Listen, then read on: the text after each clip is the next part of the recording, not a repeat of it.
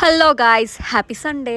ఈరోజు నేను loose France చేసుకున్నాను అనమాట. మార్నింగ్ మా ఆయన వెళ్ళి తెచ్చారు. కానీ ప్రాబ్లం ఏంటంటే అంత బాగా అయింది. లాస్ట్లో నేను మొత్తం కలిపేసి బౌల్లో వేయాలన్నమాట. మా ఆయన వీడియో తీయట్లేదు, నేను వదిలేసాను. మొత్తానికి అది కొంచెం మాడింది. టేస్ట్ అయితే పర్ఫెక్ట్ అండి.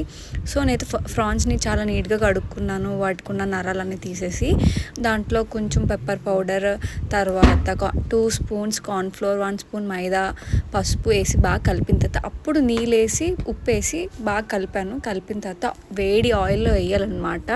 వేడి ఆయిల్లో వేస్తే బాగా ఫ్రై అవుతాయని చెప్పేసి వేడి ఆయిల్లో వేసాను. మంచిగా ఫ్రై అయిన తర్వాత నేను తీసి పక్కన పెట్టుకున్నాను.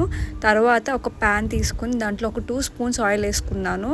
2 స్పూన్స్ ఆయిల్ వేసుకుని దాంట్లోనే నేను చిన్న చిన్న పీసెస్గా కట్ చేసుకున్నాను. ఆనియన్, జింజర్ కాదు, గార్లిక్ అండ్ పచ్చిమిరపకాయలు. దీనికి కారం వాడడం పచ్చిమిరపకాయలే. సో నేను 4 to 5 వేసుకున్నాను. నేను పావు కేజీ ఫ్రాన్స్ తీసుకున్నాను.